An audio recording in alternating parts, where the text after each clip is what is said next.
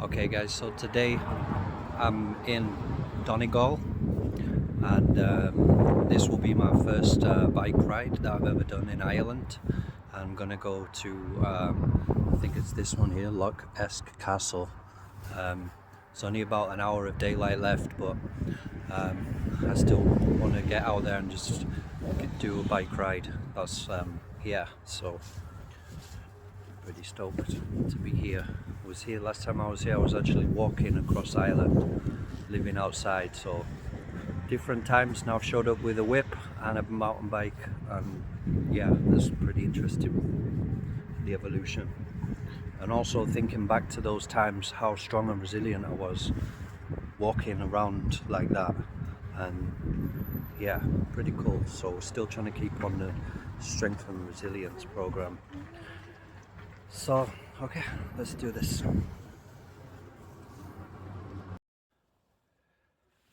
Alright, so I just, that was 10 minutes. Alright, so 10 minutes down the road and I'm overheating now. I've had to lose a jacket and a merino base layer. So it just goes to show you can go from it being chilly to being like close to the equator, like rainforest, just by keeping up a bit of a pace for a small distance, which is why I brought the bike. It really changes the entire dynamic of living in winter. From now, it's like I'm grateful for the cool air. I'm boiling over, and it's handy to have one of these saddlebag, just so that you've got somewhere to put your I bring that empty. I might just put some snack bars in there, or maybe a juice for halfway round. And yeah, so if you want to lose layers, then that's really handy. And then the other one, a real game changer, is these known as pogies, and these are really good in winter because they are fleece lined and your hands are just really nice and warm in there, and that makes such a massive difference. If your hands are warm and your feet are warm, then yeah, massive difference. So I got these ones as well. These are Ettore Italian hiking boots, and they're fleece lined as well. So once these things have been taken care of, the weather is no longer really an issue. The only thing I forgot, which I love Ireland, is just the roads can be really dangerous, and this is my first bike ride, and I actually was always put off bike riding in Ireland. I used to live here and I never got a bike just because the roads are so dangerous. One time I went to view a flat, and the guy, the landlord, he said the last guy that lived here, he was walking home and he got hit by a car, and that's why he's had to leave. And he said, you really have to have a car to live in this house, because it was out in the countryside.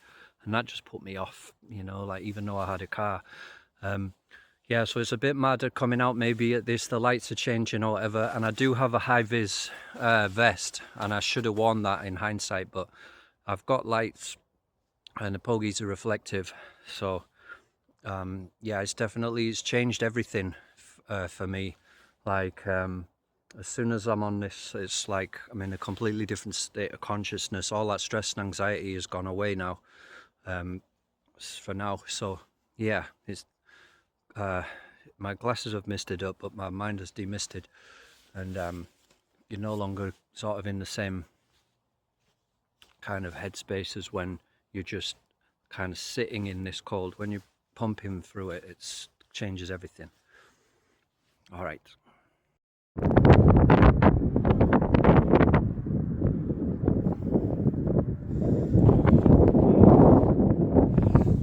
Lots of people are waving on the road. It's so friendly. So far, so good.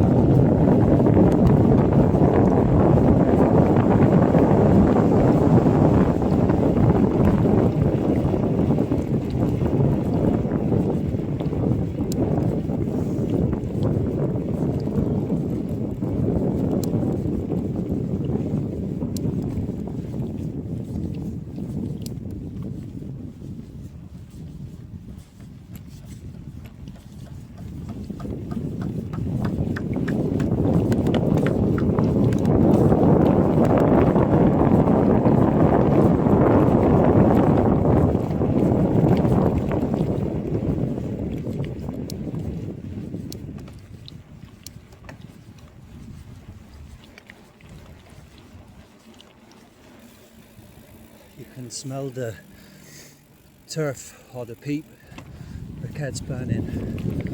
I love that smell, it's beautiful.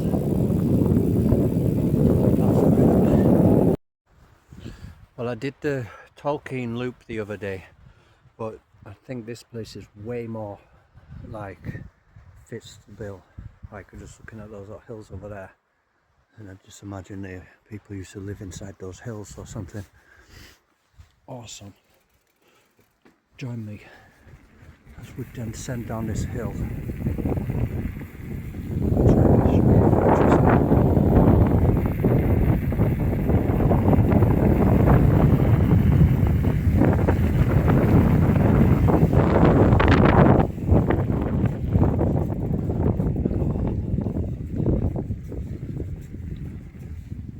Oh.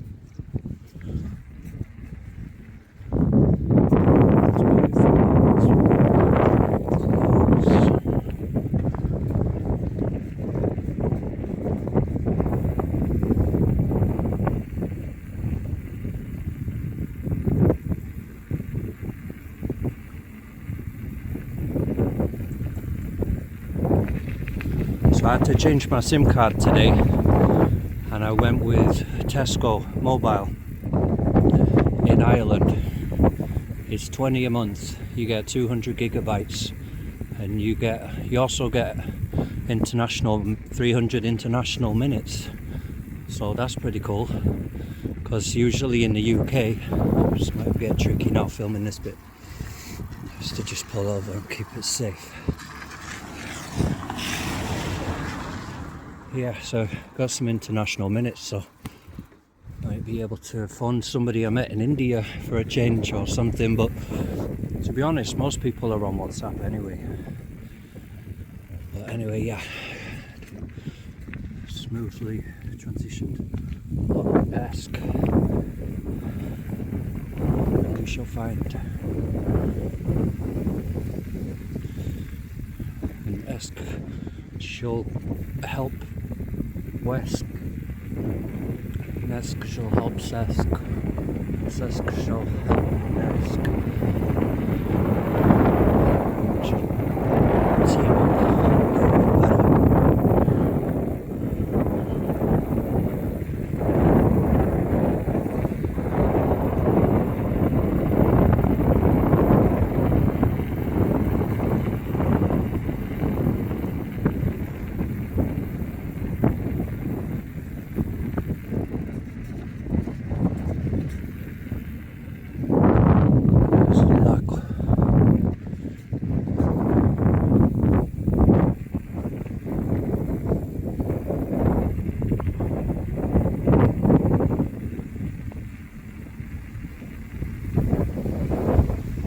So the last couple of mornings I've felt really wiped out.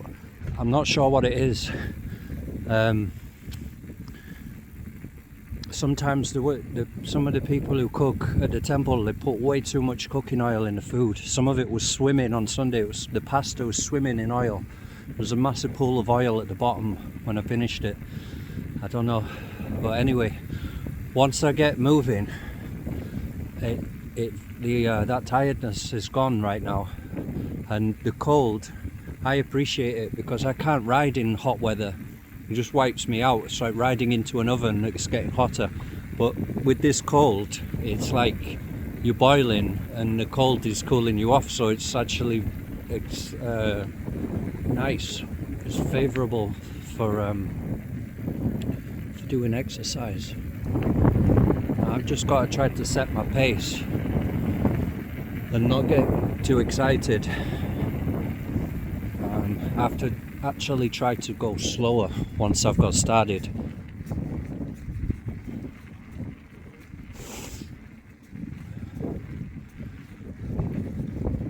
Peace.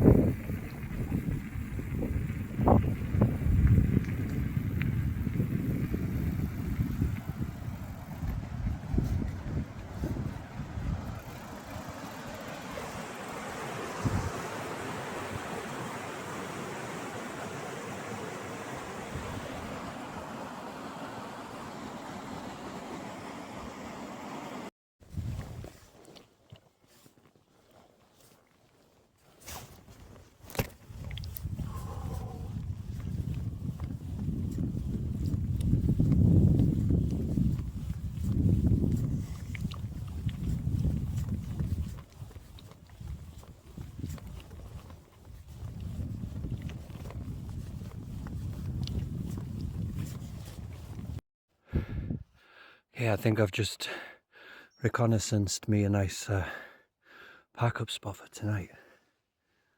Pretty nice.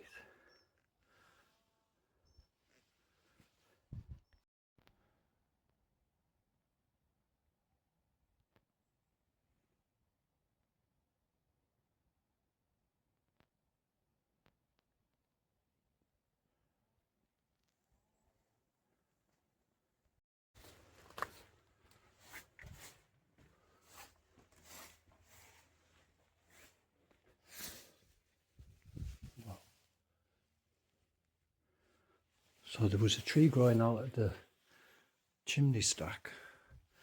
Well, there's no roots in the fireplace. Or are they the roots? Yeah, next to the fireplace.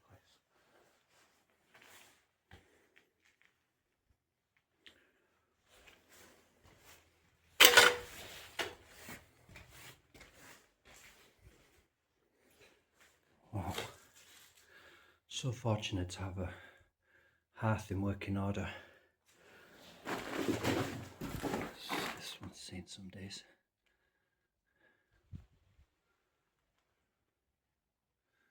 Does it say that? Thanks. Yeah. Very grateful.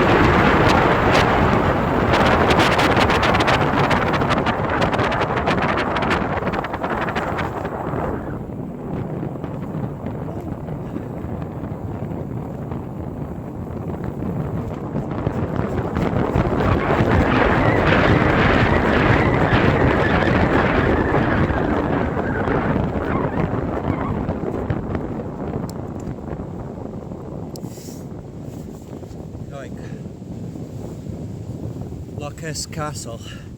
Right, this is what the king would want to be doing.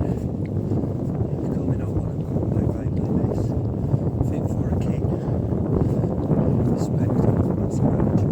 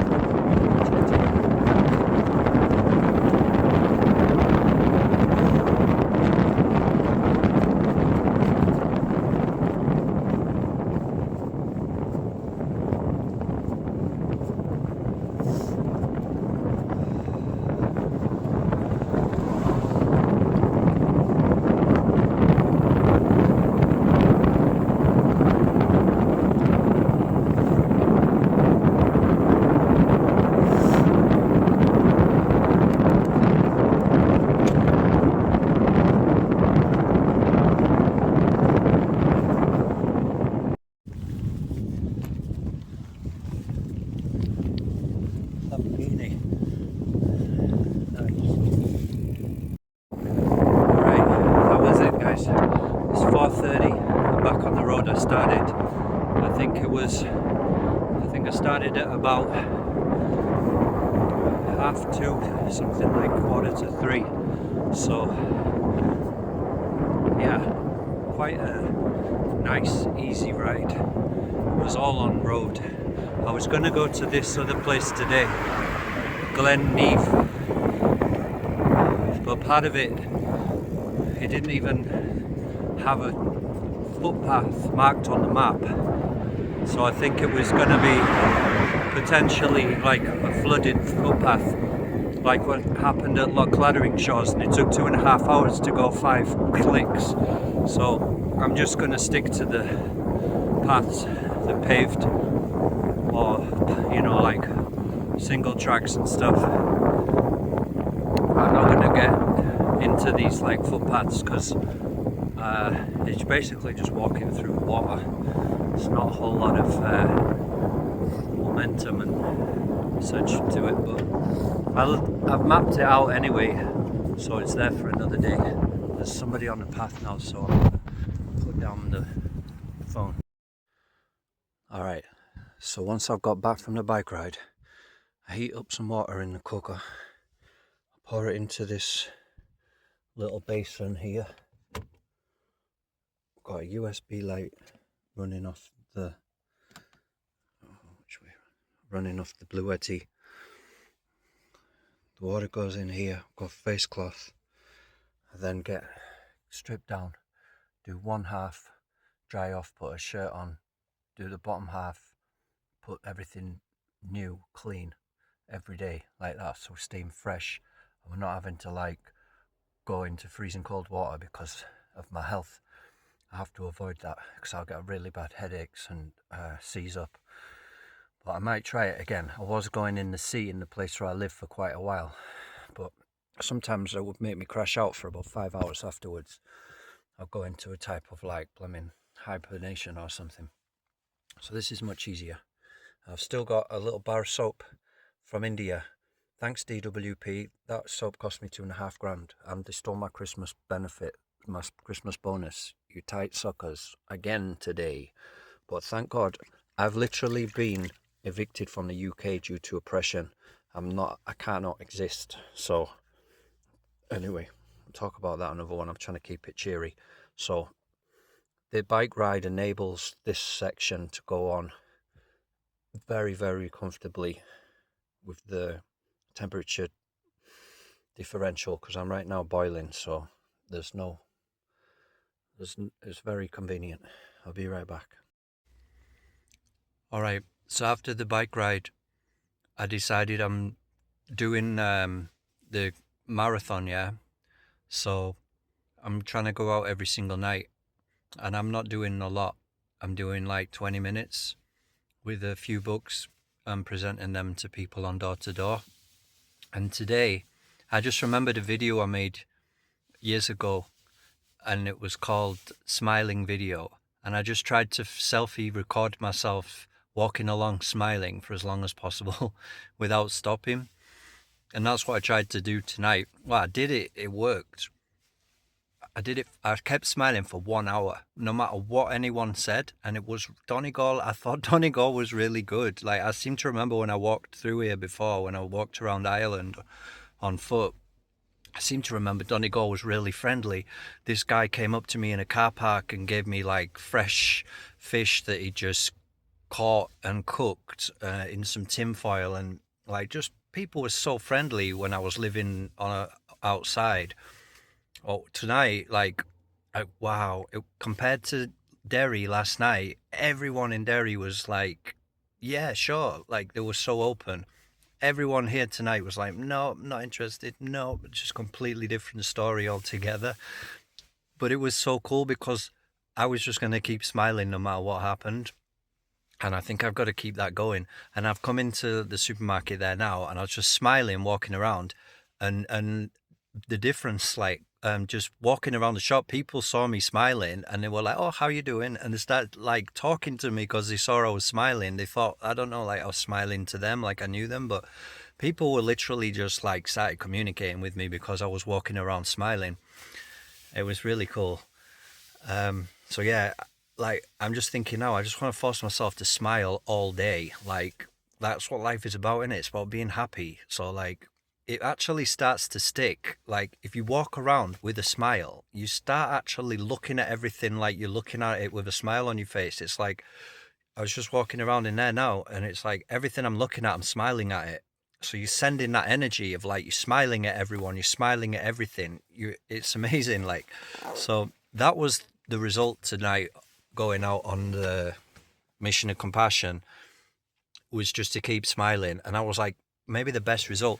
And I was listening to the Dalai Lama and Thich Nhat Hanh. There were, the different recordings would swap over, and they were confirming the same thing. Thich Nhat Hanh's literally saying this right now. He's saying we have to sing a lullaby to our anger and just let it go. Like, don't let it rise up ever. And take each step with peace, with freedom, with joy. Come into that. So it's like, yeah, I've got to force it. Literally, I just force a smile all the way through. And it never worked. Like, nobody seemed to reciprocate with me smiling. But I'm sure that once, like dry wood, once I find a place where the energy is different, it's going to really pay off, and everyone's going to get a book, and it's going to be really nice. I don't think it's nothing to do with me. That's what I realized tonight. It's like I'm smiling to everyone. There is no reason. It's got to be this place. Like I was saying last night, it's like, is it the ley lines? Is it because there's a river running through the place? It's got particular bends in it. There's something about each place. When you do door to door, you see everyone's got the same mentality. And unfortunately, like, Donegal is like not blessed. Like, people were all really stingy tonight compared to Derry. Totally different energy, really. Interesting, so interesting. And I don't know what that is. Um, is it like the politics? Is it the geography? Like, what causes everyone to be in the same mood, whether it be a friendly mood or like a reserved conservative mood? So it's interesting how you just drive for an hour or two and the mood's totally different. And I was really thinking Donegal was the place to come to, and anyway, so it's funny. So yeah, that's my thing now. I'm just going to try to keep it going. I'm just going to just kind of keep smiling. And like, there's a YouTuber I watch, Keep Smiling Adventures, and he bikes across the UK and stuff. And that's what I was thinking about on door to door. It's like, yeah, keep smiling adventures. Like, it doesn't have to be biking, with a smile on your face the whole time. It could be doing something else, like, but really, it was that bike ride that got me in the vibe of smiling. If I hadn't have done that bike ride, I don't know. It was like I was under the clouds of fear and anxiety and like really freaky loneliness living like this. But once I did that bike ride, just the movement and getting warm again, I think that's what it is. It's just about being warm. Once I warmed up from being on the bike ride, I just suddenly became blissful again. So that's what I realized, and I carried that with me after I got back from the bike ride. I took a shower, changed my clothes, and went straight out. And it was like, this is ace. There's no space for the mind to come in and create any doubts. We've gone from the bike ride to changing our clothes to straight out there. And I just naturally was smiling. I was like, yeah, let's bring a smile to everyone. It just came naturally. So I'm really grateful that I've tuned into this, like biking and then doing this mission of compassion and just trying to reach out and give people, this blissful knowledge that we've been gifted. Which even the country where it's from, they're not following it. That's what the Dalai Lama was saying. He was like saying India has given us such a beautiful philosophy of Buddhism and stuff, and it's like they're not even following it these days.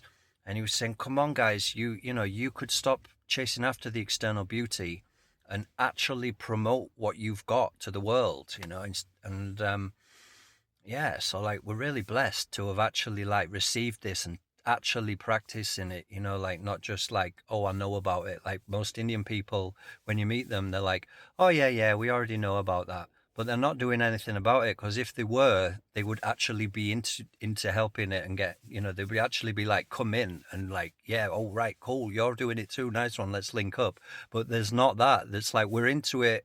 It's like we know about it and no, we're separate from you. So it means they're not really doing it. Do you know what I mean? So that India is still to catch up. They're right into cricket, but they've left the meditation behind. And Like the people I just met from Malaysia, they're way ahead of the game. I think what I've now learned from them as well is that the devotees in Malaysia are like on another level. So it seems like, there's other places where they've really taken it to heart, and are really, really humble, and have really got a service attitude that just makes you cry. They're just so kind, so caring, and you can see that the philosophy and the practice of it has really gone deep in their hearts.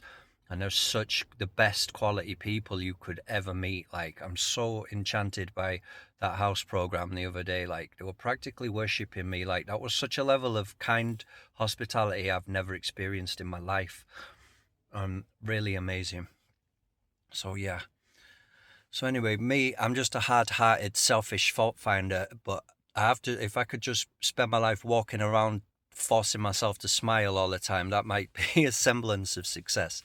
So anyway, the bike ride definitely shook off the cobwebs and has brought us out of the kind of ghoulish gloom of this kind of time of the year, being alone and stuff. So yeah, I'm super blessed, and I've got to try and keep that going. So I'd say the program tomorrow will be the same thing. Like, try and do a laundry at one of those outdoor places, get the bike ride in, and then just try to commit to doing 3 rounds, which is not much. And as I was walking around smiling on the doors, I was thinking, this is how a millionaire would be behaving.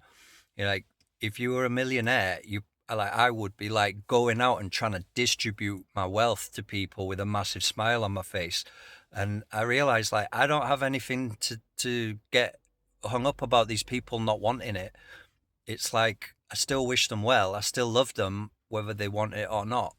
But at least I've done my duty today, and I commit to it for 3 rounds, and I just, just let people get a chance to get it. And if they want it, then it's there. If they don't want it, well, I still wish them well. I pay namaste to everyone, even if they're like making up tons of rude lies or whatever. I always bow to them and leave them respectfully with a big smile. And I've just like say, yeah, be blissful, like, but no, like, not any like maliciousness or rude like comebacks. I don't want to be rude to anyone, so I just genuinely, sincerely try to respect them as much as possible with a smile. And I think this is Millionaires Club.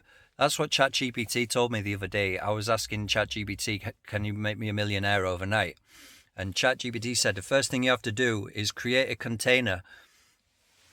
Hey, create a container for your millionaireness, which means like commit to doing some millionaire activity every day. So that's where I've been started to do this, and it's come from starting to live in the car that I've tuned back into it.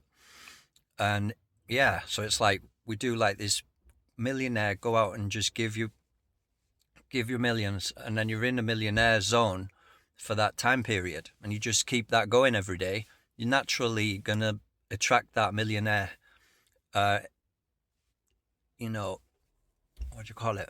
You created a container for yourself to be a millionaire once you've established that time that you give to that situation or state of being every day.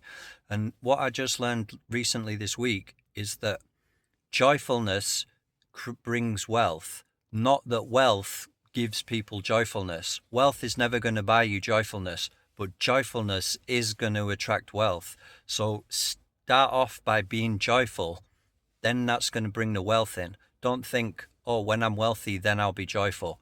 You'll always be poor and you'll always be miserable. Like, so just, be as joyful as possible. That's creating the container for the millions to come into.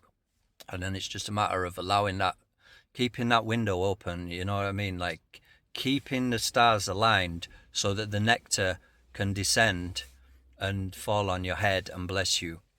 And now I'm going to go and find that picnic spot and enjoy some nectar drinks and catch up on YouTube, because now I've just got this Tesco mobile. We've now got 5G, whereas last night there was no internet. So I'm quite looking forward to catching up on my videos and also editing and uploading my videos as well. So peace and blessings, yo. Peace and love. So I was smiling, but it was almost wearing off because no one was saying yes. Everyone was saying no. Like, not everyone, 2 people gave in a whole hour. It was terribly slow. It was like being back in the UK again.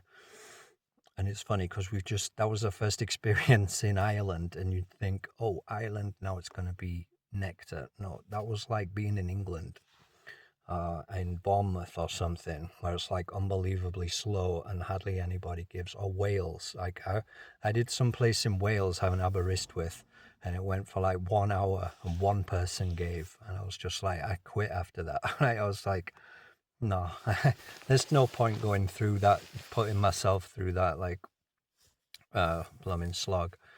But I kept smiling, and that was the success. And I was like, nobody's gonna stop me from smiling. And I was remembering Nityananda, Paramahamsa Nityananda, because he says, "Be blissful" at the end of his program. So I was saying that to people at the end. I was like, "Oh, I'm not interested." Okay, thank you. Be blissful. And kept smiling. So anyway, I got to the supermarket and I was getting tested again.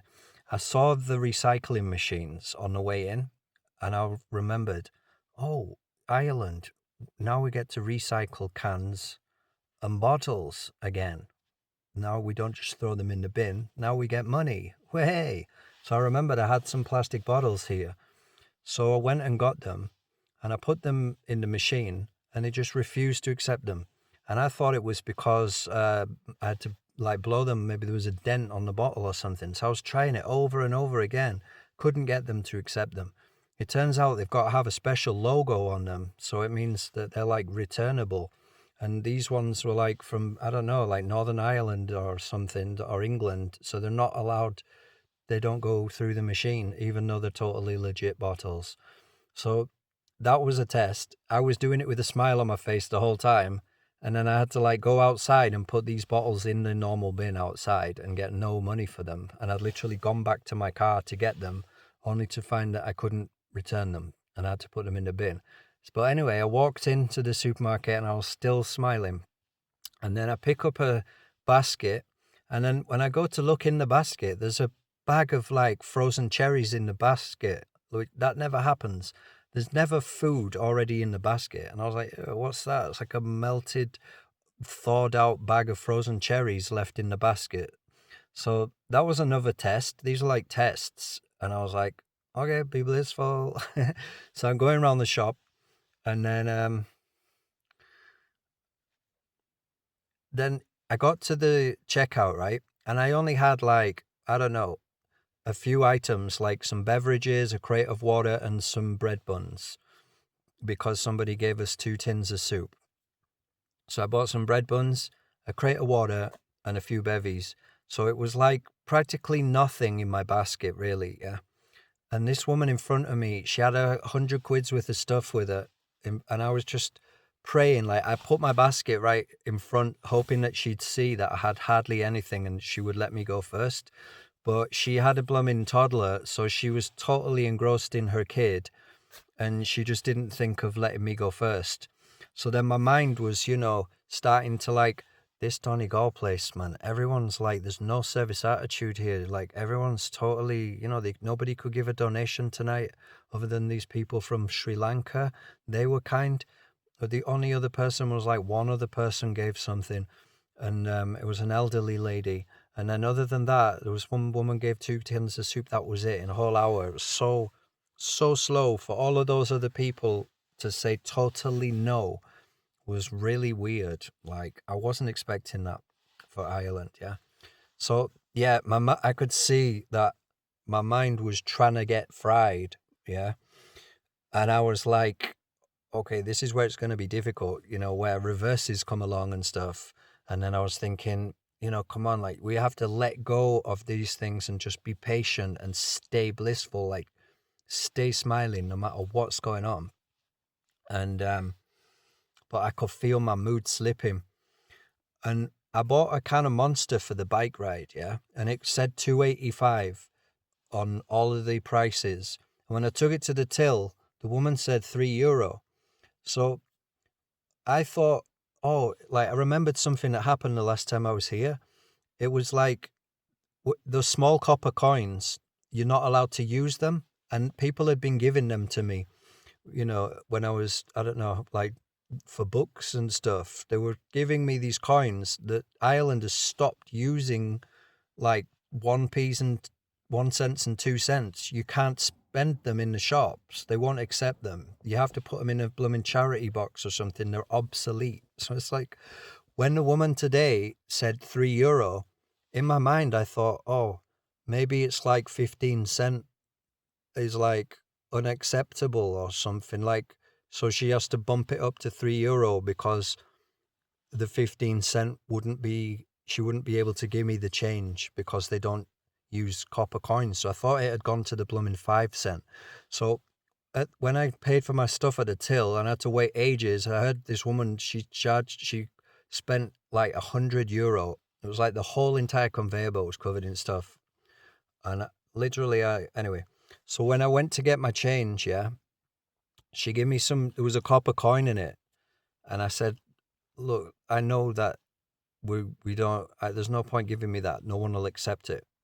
And she said, no, you can use the 5 cents. And I said, yeah, well, I bought a kind of Monster earlier and it was €2.85 and she charged me €3. So I assume that 5 cents are like no longer being used and everything's charged up to the nearest euro. And she said, no, that's not right. So that was another test. I got tested about 4 times in that supermarket. It was really insane.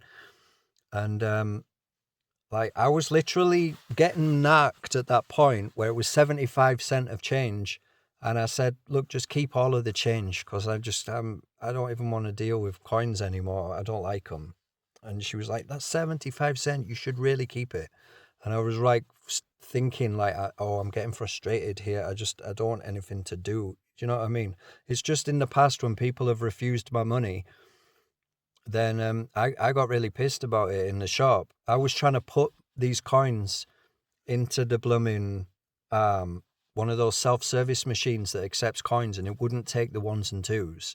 And I was like asking a woman next to her, and I was like, can you change these ones and twos into fives so I can put them in a machine? She said, no, we don't change them. And I was like, well, I don't have any other coins to use. And I just was getting fried with this. What's this nonsense? Like, if something actually needs a 1 or a 2 to complete the purchase and you can't use that money, like, it's really frustrating. Like, what the hell is going on in Ireland? Why they stop using small coins? It's like, think about small people. This is what I was telling her. It's like, if you get rid of the ones and the twos, the next thing you're going to be forgetting about babies or small people or something. You know what I mean? And they're the little people of Ireland, right? Remember them? So it's like the little people are going to get forgotten about now, along with the coins. It's like it's going to create a mentality where little people are abandoned. Like what we've experienced in the Krishnas, where it's like, if you're not like a big shot guru character, then they don't even remember who you are, and they just kill you off and leave you in the street like they did with me. When you get a tumor, and it's just like chant Hare Krishna and die in the bushes because you're no longer valuable. So that's exactly the same mentality as abandoning people being able to spend small coins. So it suggests a type of dangerous mentality. The ones and the 2 coins are just as important as the biggest notes, the €100 notes, because, like, if you abandon those, the next thing you're going to be denying €100. Yeah, like, this is what somebody taught me in the youth hostel during COVID. I lent this guy a quid, and he couldn't not give it back. I was asking him, like, every day, can you give it back? And he was like, what are you on about? It's just a quid. And I was like, no, you said you were lending, I was lending you it. So you should be honest and give it back. Don't just like pretend it doesn't matter afterwards. It's the principle that counts. That's what I was saying. And this guy was there, used to own an Aston Martin. And he was saying the same thing. He said, I would get a clatter off my father if I like borrowed £1 off him and never paid it back.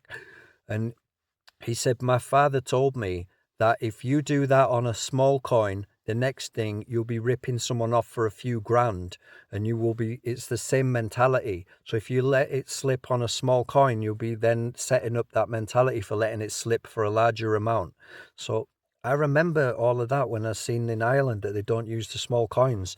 There's a good chance the people further up the ladder will just be rinsing people for a few grand and thinking, because I'm a billionaire, who cares if I steal a few grand off this person? It's pennies for me. Do you know what I mean? So it's the same mentality. We should be treasuring the small coins and the people who need to use them. And that creates a very dangerous scenario. And you see, that's what happened, is it not? Did they not have this Celtic Tiger where people borrowed loads of money and then it all ran out and everybody all went bust, and now there's all these empty housing estates that never got finished? That's exactly the same where these small coins got forgotten, only it was like a few 100,000 euros just got forgotten. Yeah. So it's the same thing. So anyway, I started to get kind of like frustratedly Stockholm syndromed by that tonight. So when she went to give me the change, I was like, no, I don't want any of it. And she's like, it's 75 cents. And I said, I don't care, because I don't even want to get involved in any coins anymore because of that. I don't want to have to be insulted by not being allowed to use small coins. I don't want to use any coins. Do you see? So it's like that disease is already started to fester within me once I couldn't return my bottles, and once the woman didn't let me go first when she had such a massive amount of shopping, and blah blah blah. So anyway, it's not so easy to smile all the time. And end of the day, like, there's the tests, So anyway, I'm talking about them and I'm still smiling. So that's the main thing. And I'm looking forward to tomorrow to keep smiling like all day, and to practice it when those tests come, that nothing is going to get in the way of my Ananda. No philosophical arguments, no people trying to defeat me, nothing. I am going to only be blissful. Like, I love that, what that devotee told me. I asked him a philosophical question and he said, these days, I'm only interested in Ananda. And I'm not interested in philosophy, talking and getting into arguments. And I told this to my friend the other day, and she said, he sounds like he knew, like he'd already experienced, the arguments, and he was over them. And I said, yeah, you're right. Like, he must have already gone through that. And he's like, no, I'm only into Ananda, being blissful these days. I don't even want to talk about anything. And I was like, wow, it's so true. So as soon as you start communicating with philosophy, it can end up just turning into an argument. It's so dangerous. I've seen that so many times. So yeah, it was good. Like, and I loved that answer. I think that answer was better than the answer if he'd have actually answered according to what the philosophy I was asking him. That answer's better. I like it. It's like, I'm not into philosophy anymore. I'm just into Ananda. And I was like, yeah, actually, I like that. I want to just be into Ananda and forget all this philosophy and criticizing each other and committing offenses and having no respect for each other and being all lofty and like educatedly, scientifically abusive to people. I'll forget that.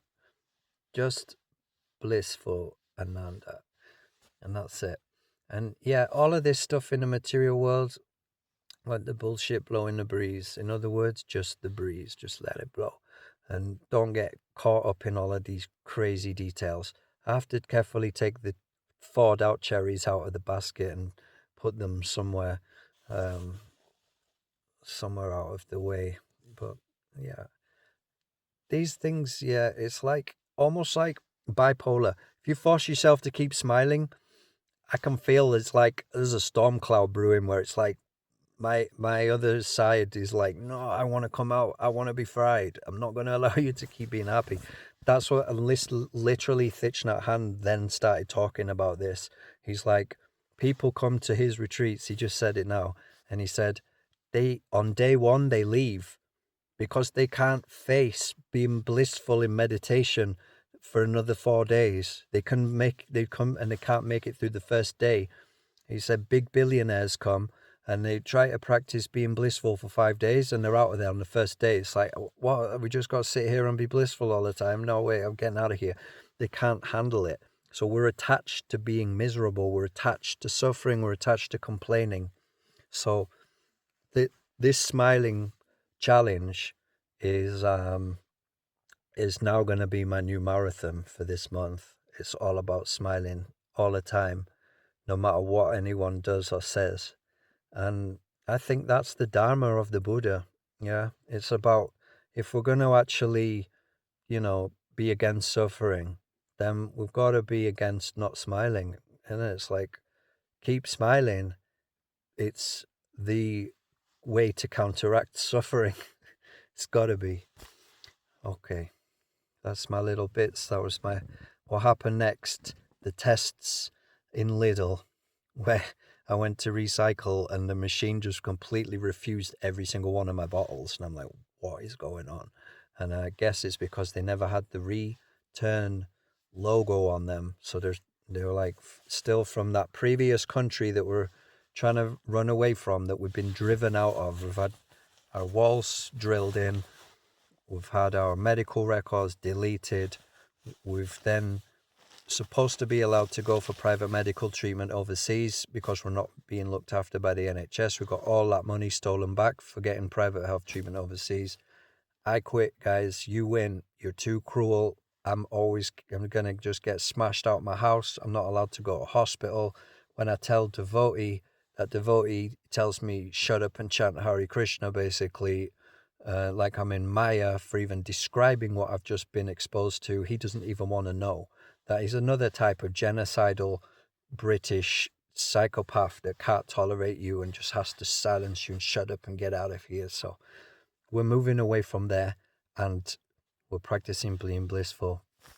And that's what I was doing as well today. I listened to this other talk when I was in Wales, I think. Yeah, I went to Wales like a couple of months ago for a few days. And it was coming up to the tribunal. Yeah, and that judge was horrible as well. They kept telling me, like, don't worry, the judge is really kind, he's really sensitive and stuff. He wasn't. He was horrible. It was so rude to me. I was sweating. I was just like, I just want to get off the phone with this guy. He's so rude. He's so cruel to me. Horrible. Never ever. I'm never attending a tribunal again. Not after that one. It was from Bournemouth. Explains everything. That whole area is cursed. Everyone's just horrible. And he was from there, and he was not a good guy. Nasty man. I don't believe he'll get me my money back. I don't think so. I think he's also too envious to allow me to get private health treatment in India. I don't think he'll allow it. He sent us off to get a letter from these hospitals in India. They can't do any email from India to the UK. No way. They completely ignored me. I knew that was going to happen. And he knew that was going to happen. The judge knew that. And I told him, I can only do anything in India when I'm there face to face and probably with a translator. If I'm trying to do anything over the internet, they never reply. I can't call up and make any appointment and get any type of letter. I was trying to do that before I left to show the DWP I actually had an appointment to go to. And it's like, I said, I couldn't do that. I had to go there and get an appointment in person, and you get it like that in one day, no problem. But you try to get a letter over the internet, forget it. They're not going to do that. They can't. They're not equipped, or they're not there yet. They're still developing in terms of electronic communication. I never getting to get that, and they couldn't. I waited. The deadline went past. The hospital never sent any letter. They asked for the registration. Manipal, they're supposed to be such an expensive hospital. Shame on you. You lost me 2.5 lakhs of rupees. I mean, there's people that get assassinated for losing that amount of money in India. You should be ashamed of yourselves. So anyway, I don't know whether the judge. I got a letter from the doctor in where I live, and they were slagging me off, saying, "Oh, I've got hundreds of people to write letters for, not just you." And one day before the deadline, I'd already asked them over a month earlier for the letter, and they couldn't get it together. And by the time, that looks like that Jewish thing, doesn't it? Like that block they wear on their head. Yeah, it was like the Jewish were wearing like the headlight coat before the light had been invented. It's like they were wearing the occult version, like the deity before it became animated in the future. So anyway,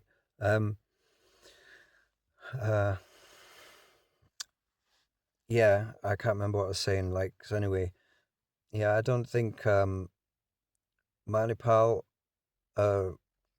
not good. Sorry, guys, you let me down massively. Oh yeah, that was it. So my doctor did finally write the letter, and she never said you had to pay £45. It started off at 15 when I moved there 4 years ago. It's now gone to £45 for the letter in that short space of a few years. It's ridiculous. It's gone up 3 times the normal price, but she said you don't have to pay for it. So that was the best I could do. She provided the letter with the exact information that the judge asked for, and I sent that to them. But now I've not heard anything back from them. So we'll have to see what they come up with. But anyway, I've now been driven out of the UK. Fled the country due to violent oppression from the housing people retaliating maliciously when they drilled my walls in and they hacked off the door frame as a response to me asking, please, could I get the walls repaired because it looks like someone's shot through my walls. When I wake up and go to the toilet, I can see these 3 filler marks down my wall. It looks rubbish. Like, can you like get it smooth again and painted? And then the guy comes and hacks off the door frame outside there. So I was like, okay, I'm clearly supposed to be being like intimidated and caused to be distressed. So I'm getting out of there. I'm not going to hang around there getting tortured by them because they only know how to be abusive. So that's the UK. I can't do anything about how they are. They're too dangerous for me to hang out with. They always were. I'm scarred for life from a kid from getting my glass lens cracked and smashed into my eye. And the lens was cracked right across there where this guy headbutted me as a kid growing up in Yorkshire. The country's just absolutely insanely dangerous. And now as well, 44, that's what I was thinking the other day. I'm still being bullied at 44 years of age. It's like ridiculous. They can't even give us a flat and let you live there peacefully without wrecking your piece of... and that ChatGPT saying that you have a legal right to live peacefully in your house. If there's some person that's making it a disturbance, it's illegal. And it's like that housing association is purposefully making it a disturbance in that flat, man. They're ringing the alarm every week to test it. That's way too often, is it not? Like every single week the fire alarm's going off. Like it's just ridiculous. So it's like, anyway, be blissful. See, we're addicted to like all of this stuff, but yeah, let's talk about that stuff. But end of the day, it's like you just got to get out of there, find a place where you can actually be your normal joyful self. And those people just want to keep you pulling you down. And it's the same as devotees that do the same thing. They won't allow you to be a blissful devotee. They're going to keep chastising you, making you miserable. So you got to get out of there, man. Get out of there. Get your Lord. And the Lord's not chastising you. The Lord just accepts your worship and doesn't say anything. So that's the nice people, And if someone's having a hard time, say, yeah, Prabhu, I've got your back. Ask me what you need. I'm always here for you. If you need to go to India and you need some support because it's so terrifying, like that devotee that just told me, like, shut up and chant. It's like, does he know how terrifying it was for me to go to India alone and try and get an operation and got ripped off like that? And you just think you're supposed to tell me to shut up and chant? Where's the love, man? Why are you not asking me like, oh, when's the next time you go and can I like help you to get to the hospital and make sure you don't get ripped off this time? He couldn't care less. That's why he silenced me and told me to chant, because he doesn't care. They don't care. Gurus don't care. Dayananda, Swami, Janananda, these are supposed to be the gurus of the UK. They don't care. They've not replied. They don't show any interest. They don't care. So then what have you got to offer me if you don't care? All you just giving me is your selfish little bubble of spirituality, but it doesn't involve anything to do with me. So it's actually useless. It sounds like selfishness, but it's just, we're supposed to be catering to all their little health demands. When we've got an issue, they don't care. So then I don't care about you. You've got nothing to offer me because you're clearly just completely self-absorbed, self-conceited, and you're not interested when your own congregation are being screwed over. It means nothing to you. We end up in the street, they couldn't care less. They're too busy getting worshipped. So I'm not going to cater to that. These are the devotees I know. They invite them to the house and worship them. But for me, it's like, I don't know. Just wait until you get a tumour and then you ask them, please, can you help me? And you see they don't care at all. And then I just think they were just selfish all along. They're not actually devotees. They're just like selfish people that appear to be selfless because they're always worshipping God. But in reality, in terms of like caring for devotees, they don't care about them at all. So then I don't think they're real. Sorry, I think they're fake. Because Kali Yuga Hindus are only interested in power, profit, and position, and real devotees actually care and serve each other and are interested and are like, you don't even have to be a devotee. Like, I just listened to Joe Rogan, and he's like saying to some guy the other day, like, I'll take you to the hospital after this. We're going to get your knee looked at. I'm going to help you to get it better. And it's like, yeah, that's a real, normal, natural human being. Why are devotees not like that? Why are they not like, I've got your back, I want to help you with this? None of them are like that. They're all totally closed off in a little bubble, which makes me think that it's Maya. I think they're just chanting to ignore reality. So anyway, there is a real version of it, and I've met the real ones that are doing it, and they are real, and they really do care. There are real caring devotees, so trust, there are real ones. It just depends if they've got the adhikar, the qualification, maybe from the previous birth, and it's not reincarnational births. I think it means from previous, as in like where you were born and how you were raised. If you've got the natural caring capacity, the natural devotional service mentality, because like I say, those devotees from Malaysia have got it. They are naturally serving you with love. And it's like, wow, most Westerners can't do that. Their hearts are too hard. They're too envious to actually serve anyone else properly. So it's really good to meet those people and know that, yes, remember those ones, they're real. And they're the people that have now empowered me to actually get back on the mission of compassion and go out there. And after a bike ride, I can actually walk around and smile to everyone, because the bike ride has shaken off a lot of that, negative mental energy before I've begun. So it's so good. It's so important to do exercise, some form of exercise that you like doing, whether it's yoga, biking, skateboarding, swimming, whatever it is. Don't just eat loads of ghee products and get fat and sit around in your vyasa criticizing people. That is not devotional service, please. Try to be a little bit more caring for yourself, and then you'll start feeling more care for others. And yeah, so I'm now just looking for devotees that are into exercise and stuff, and it's not bodily concepts. It's like looking after your machine so that the soul can actually shine through and, and be blissful.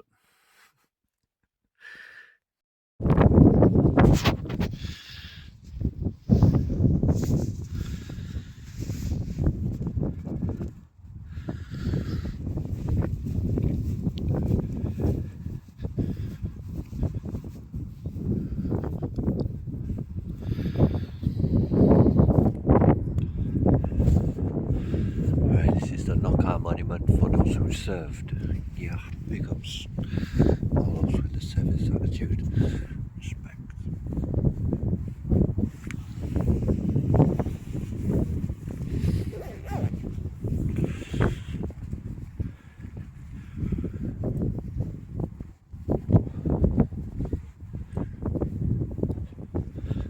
Cool place to start the day.